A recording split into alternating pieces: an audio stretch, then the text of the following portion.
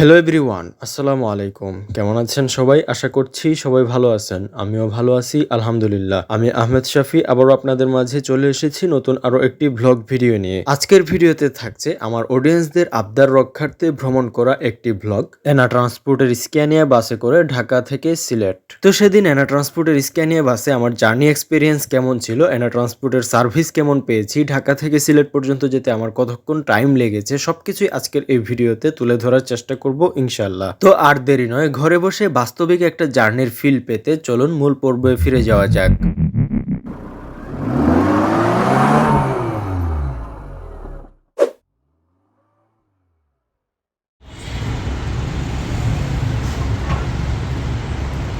ঘড়িতে বাজতেছে রাত 11:30। এখন আমি অবস্থান করছি মহাখালীর সিএম পাম্পে। আজকে আমরা এখান থেকে ভ্রমণ শুরু করব সিলেটের উদ্দেশ্যে। ঢাকা থেকে সিলেটের উদ্দেশ্যে এনা ট্রান্সপোর্টের 3টি এসি ট্রিপ চলে রাতের বেলা, যার দুটা হচ্ছে হোন্দাই এবং একটা হচ্ছে স্ক্যানিয়া। অনেকেই স্ক্যানিয়ার শিডিউল জানতে চান, তো শুরুতেই তাদের জন্য বলে রাখি যে 11:55-তে যে ট্রিপটা যায় সেটা হচ্ছে এনা ট্রান্সপোর্টের স্ক্যানিয়া, এবং 11:45 এবং 11:35 হচ্ছে এনা ট্রান্সপোর্টের হোন্দাইয়ের শিডিউল। আপনারা দেখতে পাচ্ছেন ইতিমধ্যে 11:35-এর হোন্দাই সিলেটের উদ্দেশ্যে এখান থেকে ছেড়ে গিয়েছে।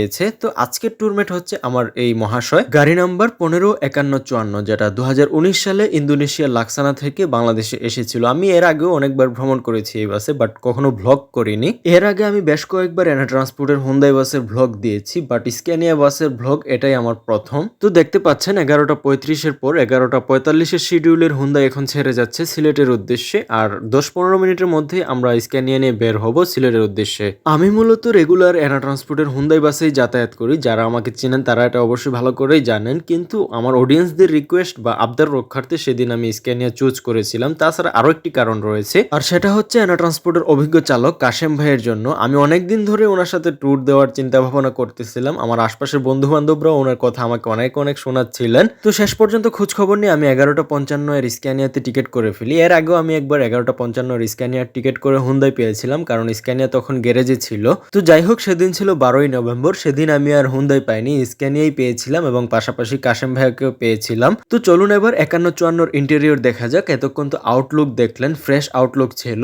তো দেখা যাক ভিতরের অবস্থা কেমন। 2019 সালে লাক্সানা থেকে বডি হয়ে বাংলাদেশে এসেছিল এই গাড়িটা মূলত সুইডেনের স্ক্যানিয়া ব্র্যান্ডের। 28 আসন বিশিষ্ট বিজনেস ক্লাস ইন্টেরিয়র, বেশ পরিপাটি এবং ছিমছাম অবস্থায় আছে এখনো পর্যন্ত, প্রায় 7 বছর হওয়া সত্ত্বেও গাড়িটার বয়স। আর আরেকটা বিষয়, আমি একটু আগে বলতেছিলাম যে আমি রেগুলার হুন্দাইতে যাতায়াত করি। এটার একটা কারণ রয়েছে। ইন্দোনেশিয়ার এই লাক্সানা থেকে তৈরি হওয়া বডির ফ্রন্ট হচ্ছে ডাবল গ্লাসের, যেটা আমার কাছে খুবই বিরক্তিকর লাগে। মানে এটার কারণ হচ্ছে আমি ফ্রন্ট ভিউটা পাই না, যার কারণে আমার বিরক্ত লাগে। এমনিতে যাত্রী হিসেবে যদি বলি তাহলে ডাবল গ্লাস কিন্তু যাত্রীদের জন্য খুবই উপকারী। এর কারণ হচ্ছে এই ডাবল গ্লাসের কারণে অপোজিটের গাড়িগুলোর লাইট এসে সরাসরি চোখে লাগে না, যার কারণে আরামে একটা জার্নি উপভোগ করা যায় এবং চাইলে ঘুমানো যায় খুব আরামসে। তবে আমি যেহেতু সামনের ভিউটা দেখতে পছন্দ করি, সেই হিসেবে আমার কাছে ডাবল গ্লাসটা একটু খারাপ লাগে, বাট যাত্রী হিসেবে আমি বলবো যে ডাবল গ্লাসের বাস যাত্রীদের জন্য সেরা। তো এই ছিল এনা ট্রান্সপোর্টের স্ক্যানিয়া বাসের ইন্টেরিয়র এবং এক্সটেরিয়র। এই গাড়িটা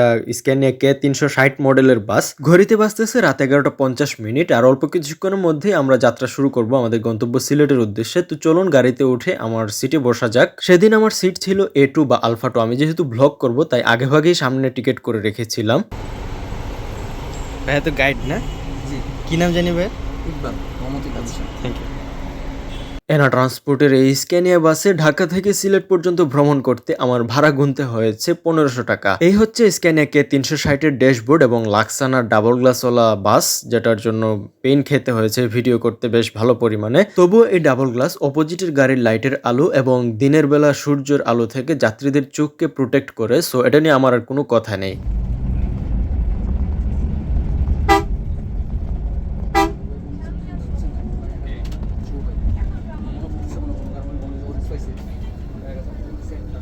রাত 11:55 মহাখালী থেকে ছাড়ার কথা থাকলেও মহাখালী পাম্পের সামনে হালকা জ্যাম থাকায় আমাদের মহাখালী থেকে ছাড়তে ঠিক 12টা বেজে যায়। তো ইতিমধ্যে আমরা মহাখালী থেকে বের হয়ে এসেছি অলরেডি। তো আল্লাহর নাম নিয়ে এবার যাত্রা শুরু করছি আমাদের গন্তব্য সিলেটের উদ্দেশ্যে।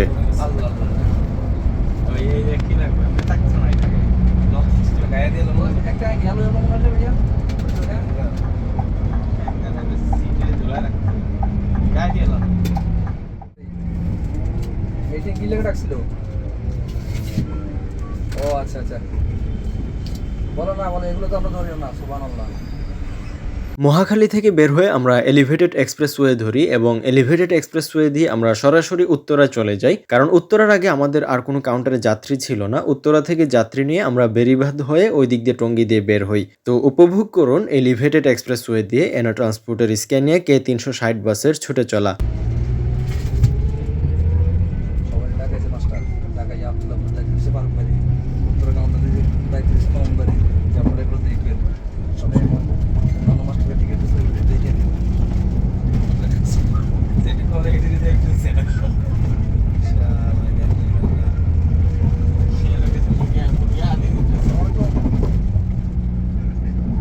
না না ওইগুলো না, আমি আসতেছি।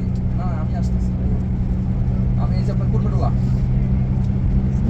জি জি, আমি আপনার ওইখানে এসে দাঁড়াবো। আমি কুর্মিটোলা 5-7 মিনিট লাগবে, আর 10 মিনিট।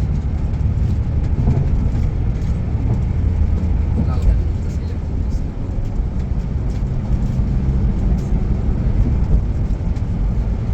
নাসে নাসে বক্সে নাসে গুলি করে মারলাম। নাসে নাসে বক্সে গুলি করে মারলাম। আয়ো এটা করো, সমস্যা নেই।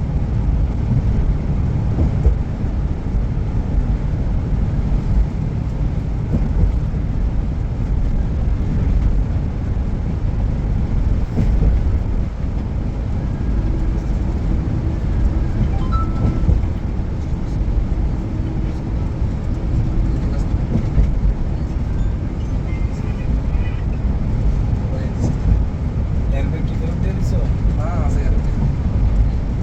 আমি রংপুর খুলনা দপ্তরে দেবো। হ্যাঁ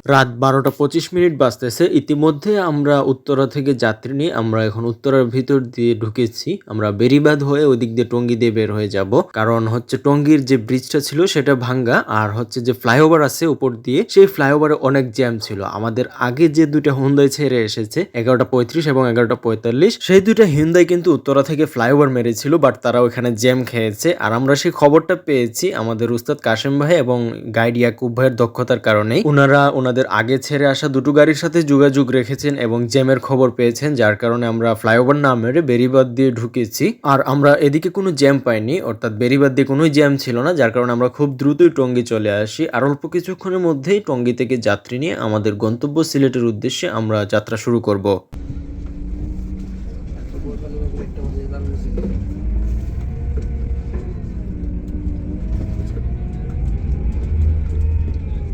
ইয়েস, রাত 12টা 35 আমরা টঙ্গী কাউন্টার থেকে ছেড়ে এসেছি। আর টঙ্গী কাউন্টার হচ্ছে এনা ট্রান্সপোর্টের লাস্ট কাউন্টার। সো ফাইনালি আমরা আমাদের যাত্রা শুরু করছি আমাদের গন্তব্য সিলেটের উদ্দেশ্যে। আমি গ্যাস থেকে তো 50 টাকা দিয়ে দেওয়া হচ্ছে। 1000 টাকা বেশি টাকা একটু তো মানে 1000 টাকা ফালতু ফালতু। ও প্রথম টিপ পারে দিয়ে দেওয়া হচ্ছে। 1000 টাকা তো পাইছে। হ্যাঁ টাকা আমরা সবাই চাই।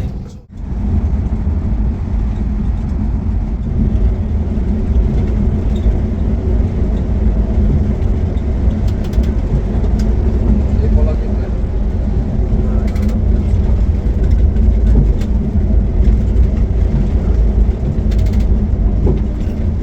ভালো লাগছে আমার গুলো একসাথে।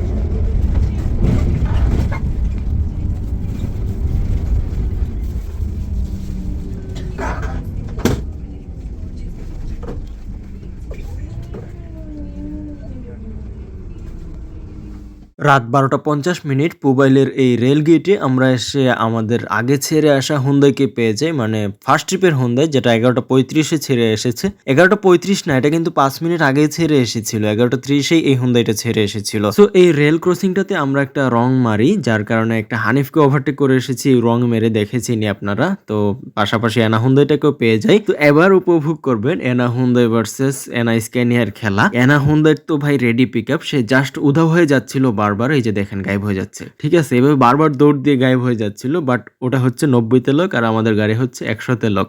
আসলে কোনো পারাপারি ছিল না, জাস্ট সলিড খেলা যাকে বলে। দুটাই তো একই অপারেটর, দুই ভাই যখন একসাথে মিলিত হয় রাস্তা তখন আসলে এমনটাই হয়ে থাকে। তো এবার র সাউন্ড সহ উপভোগ করুন।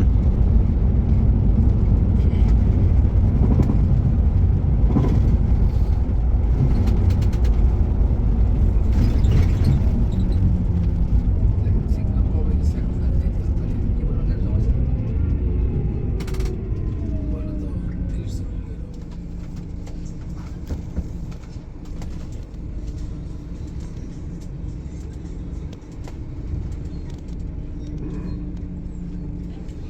আমরা তো রিস্ক নিয়ে রয়েছে এই অবস্থা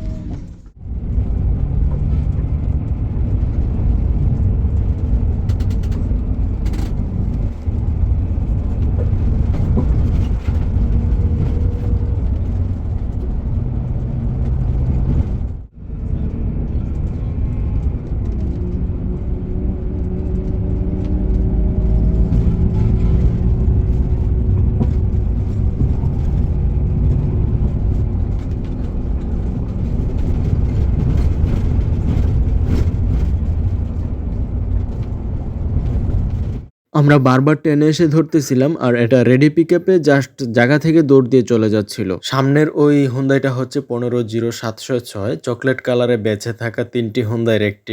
এটা আমার অনেক আবেগের একটা হুন্দাই, আমি এটাতে অনেকবার ভ্রমণ করেছি। সে যাই হোক, এখন আপনারা উপভোগ করেন এনা হিউন্দাইয়ের খাড়া টান আর বিশ্ববিখ্যাত স্ক্যানিয়ার স্মুথলি ছুটে চলা।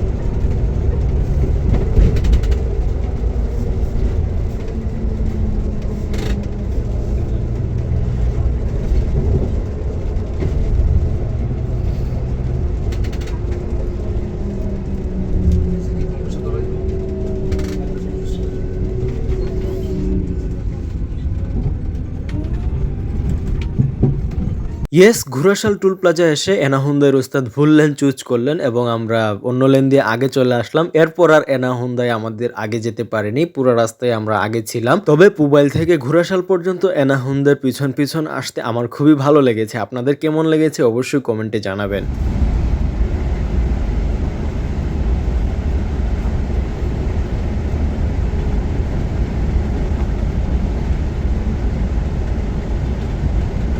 রাস্তা ভালো হলে গাড়ি চালাতে আছে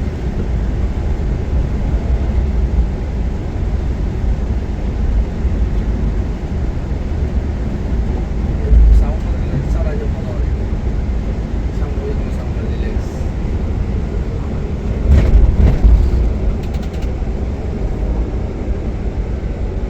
এই হচ্ছে কাশেম ভাইয়ের হাতের কাজ। গাড়ি 100তে লক মানে গাড়ির মিটারের কাঁটা 100তেই থাকবে।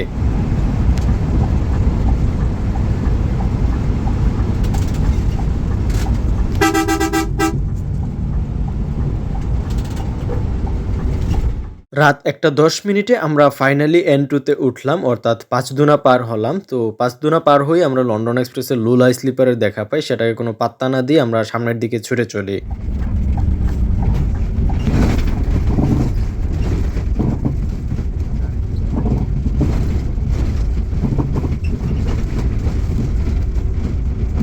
মানুষ বলে না যে রাতের আনা জিন ভর করে, এই সেই জিন। এখানে আমাদের উস্তাদ মোটামুটি 10 মিনিটেরও বেশি সময় কাভার দিয়ে ফেলেছেন একটা শর্টকাট মেরে। অনেকেই তো পারাপারি, রেশারেশি, বাউলা বাউলি এসব পছন্দ করেন, বাট আমার এসব পছন্দ না। আর আমার মতে এসব লাক্সারিয়াস বাস দিয়ে আসলে পারাপারি করাটা উচিত না। সো আমার মতে এসব লাক্সারিয়াস বাস দিয়ে আসলে পারাপারি নয়, বরং সুযোগ বুঝে গ্যাপ শট মারা এবং শর্টকাট মারাই হচ্ছে আসল কাজ। এবং এনা ট্রান্সপোর্টের উস্তাদগুলো এই কাজগুলোই করে থাকেন রাস্তায়, যার কারণে অনেকটা টাইম তারা সেভ করে ফেলেন এবং কাভার দিয়ে ফেলেন। তো যাই হোক, আমরা ইতিমধ্যে ভেলানগর ক্রস করছি। আমাদের সামনে হানিফ এন্টারপ্রাইজের একটা বাস রয়েছে, ভালোই মারদাঙ্গা ড্রাইভিং করতেছিল এটা।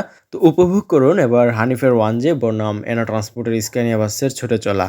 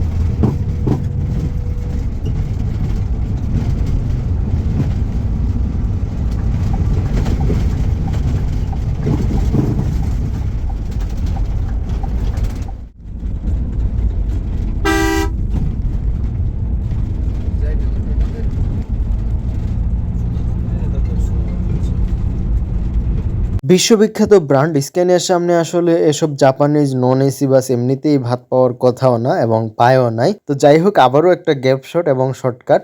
তো উপভোগ করুন এনা ট্রান্সপোর্টের স্ক্যানিয়ার ছুটে চলা। সামনে রয়েছে পাবনা এক্সপ্রেস, লং রুটের গাড়ি, এটা ভালোই চালায় এই গাড়িটা।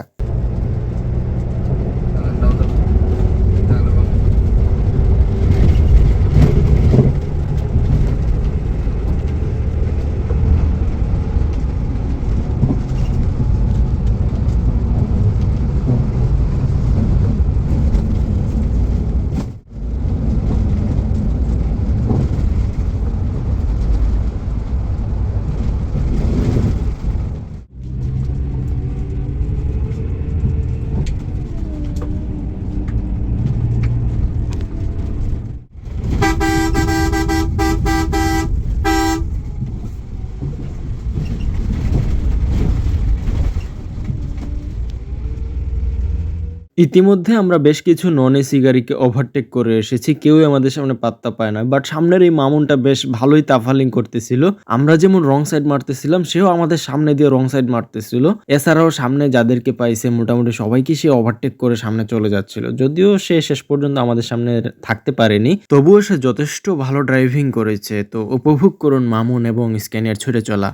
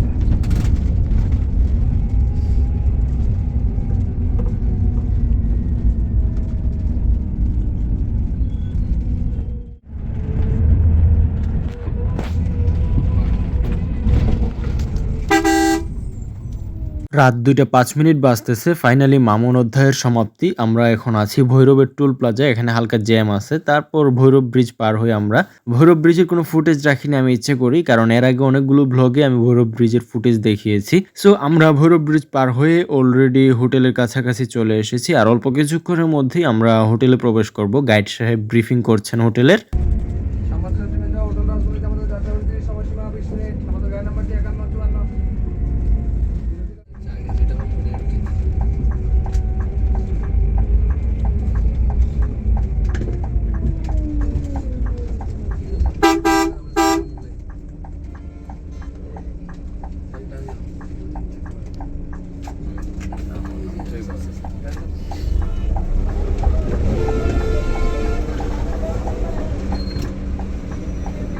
রাত 2:15 আমরা আশুগঞ্জে অবস্থিত হোটেল রাজমণিতে প্রবেশ করি। আমি এদিন হোটেলে কিছুই খাইনি, কেননা আমি বাসা থেকে রাতে খেয়ে আসছিলাম, যার কারণে এখানে আর খাওয়ার ইচ্ছে হয়নি। তাছাড়া জানেনই তো এইসব হোটেলের খাবারের দাম অনেক বেশি। সো সবকিছু মিলে আমি আর খাইনি এখানে।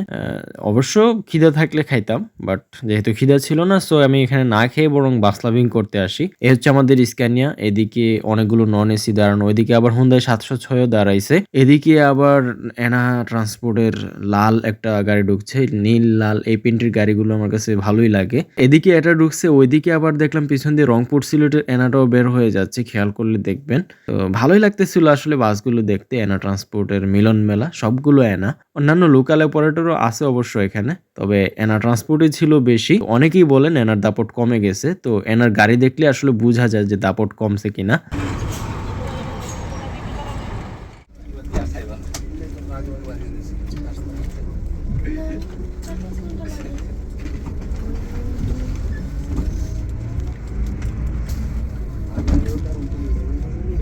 হোটেল রাজমণিতে প্রায় 30 মিনিটের যাত্রা বিরতি শেষে রাত 2:45 আমরা হোটেল ত্যাগ করি এবং আবারও যাত্রা শুরু করি আমাদের গন্তব্য সিলেটের উদ্দেশ্যে। রাজমণি থেকে বের হয়ে আমরা শ্যামলী এসপির দেখা পাই এবং শ্যামলী এসপির সামনে দেখি যে গ্রিন লাইনের একটি বাস। তো শ্যামলী এসপি এবং গ্রিন লাইন ভালোই পারাপারি করতেছিল। গ্রিন লাইন শ্যামলীকে ওভারটেক করে, আবার শ্যামলী গ্রিন লাইনকে ওভারটেক করে। তো শেষ পর্যন্ত দুটো গাড়ি আমাদের কাছে ওভারটেক খাইছে। যদিও শ্যামলীকে ওভারটেক করার ফুটেজ আমি রাখতে পারিনি, তবে গ্রিন লাইনকে ওভারটেক করার ফুটেজ ঠিকই রয়েছে।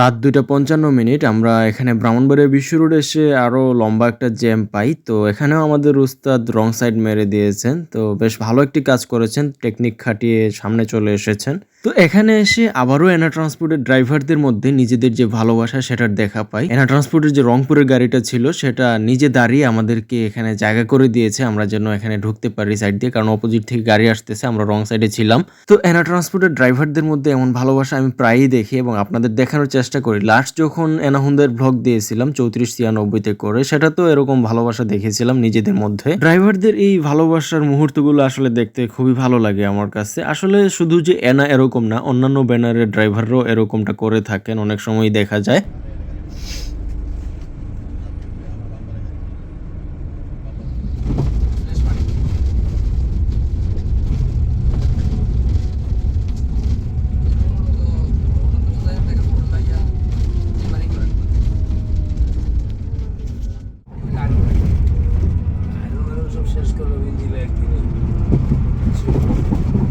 ব্রাহ্মণবাড়িয়া বিশ্ব রোড পার হতেই আমরা খবর পাই যে সিলেট থেকে ছেড়ে আসা এনা ট্রান্সপোর্টের অন্য স্ক্যানিয়াটি অর্থাৎ 5155 সেটা শাহবাজপুরে নষ্ট হয়ে যায়। তো আমরা সেখানে তাদেরকে হেল্প করার জন্য দাঁড়াই, যদিও বা শেষ পর্যন্ত উদ্ধার করতে পারেনি গাড়িটাকে। তবে কাশেম ভাইয়ের উপস্থিত বুদ্ধিতে ওই গাড়ির যাত্রীদেরকে এনা ট্রান্সপোর্টের অন্য যে 706 গাড়িটা ছিল আমাদের সামনে, ওই গাড়িতে তুলে ওই গাড়িকে আবারও ঢাকা পাঠিয়ে দেওয়া হয়। আর 706 এর যাত্রীদেরকে আমাদের স্ক্যানিয়া এবং এনা ট্রান্সপোর্টের যে 11:45 শিডিউলের যে লাল হুন্দাইটা ছিল সেই গাড়িতে উঠিয়ে দেওয়া হয়, যার পুরোটাই সফল হয়েছে কাশেম ভাই এবং ইয়াকুব ভাইয়ের উপস্থিত বুদ্ধিতে।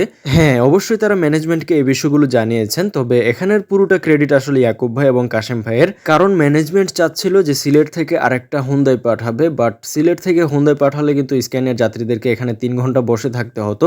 সো এখানে কাশেম ভাই এবং ইয়াকুব ভাইয়ের উপস্থিত বুদ্ধিতে আসলে 706কে ঘুরিয়ে দেওয়া হয় এবং সেটা স্ক্যানিয়ার যাত্রীদেরকে নিয়ে ঢাকা চলে যায়। যান্ত্রিক ত্রুটির জন্য গাড়ি রাস্তায় নষ্ট হতেই পারে, বাট এমন তাৎক্ষণিক ব্যাকআপ অন্য কেউ দিতে পারে কিনা আমার জানা নাই।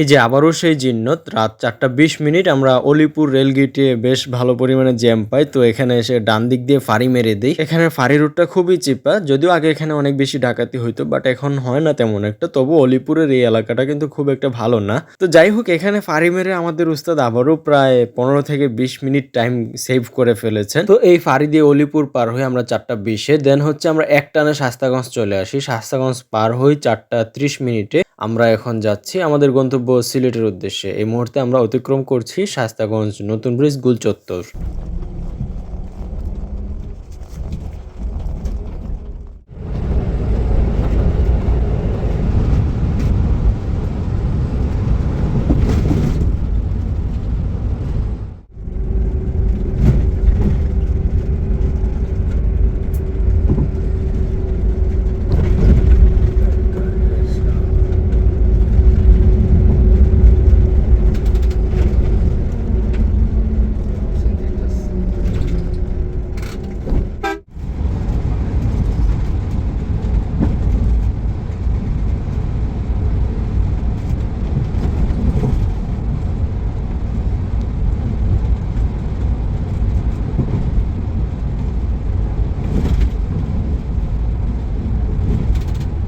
শাস্তাগঞ্জ পার হয়ে আমরা খুব বেশি একটা গাড়ি পাইনি। আমাদের উস্তাদ ফাঁকা পেয়ে 100 ট্রেনে সিলেট চলে আসেন এক টানে। ইতিমধ্যে হালকা হালকা ভোরের আলো ফুটছে। আমরা এখন অতিক্রম করছি সুনামগঞ্জ বাইপাস, আর অল্প কিছুক্ষণের মধ্যে আমরা সিলেট পৌঁছে যাব। এদিন আমার বাস ভ্রমণের ইতিহাসে সবচেয়ে দ্রুততম সময়ে শাস্তাগঞ্জ থেকে সিলেট আসি। শাস্তাগঞ্জ 4:30 এবং সিলেট 5:45, অর্থাৎ 1 ঘন্টা 15 মিনিটে সিলেট নিয়ে আসেন কাশেম ভাই।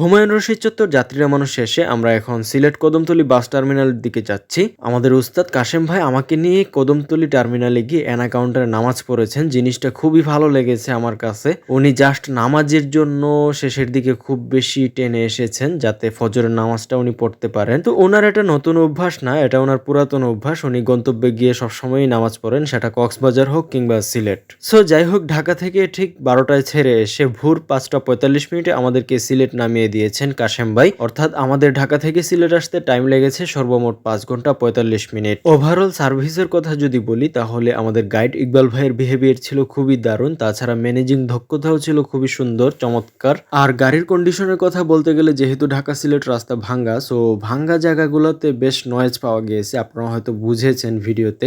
এছাড়া ওভারঅল সবকিছু মিলিয়ে এই গাড়ির কন্ডিশন বেশ ভালো অবস্থানে রয়েছে বলে আমার মনে হয়েছে। সবকিছু মিলিয়ে বলা যেতে পারে যে এনআর স্ক্যানেতে আমার লাইফের শ্রেষ্ঠ একটা জার্নি হয়েছে। তো এই ছিল আমার ভ্রমণ অভিজ্ঞতা এনআর ট্রান্সপোর্টের স্ক্যানিয়া বাসের সাথে। তো যারা যারা আমাকে এই স্ক্যানিয়া বাসে ব্লগের রিকোয়েস্ট করেছিলেন তাদেরকে স্পেশালি ধন্যবাদ, এবং যারা এতদিন ধরে অপেক্ষা করছিলেন তাদের জন্য মন থেকে ভালোবাসা রইল। তো আজ এখানে শেষ করছি। সবাই ভালো থাকবেন, সুস্থ থাকবেন। আবার দেখা হবে নতুন কোনো ভিডিওতে। আর ভিডিওটি যদি ভালো লেগে থাকে তাহলে লাইক, শেয়ার এবং সাবস্ক্রাইব করতে ভুলবেন না। ধন্যবাদ সবাইকে। আল্লাহ হাফেজ।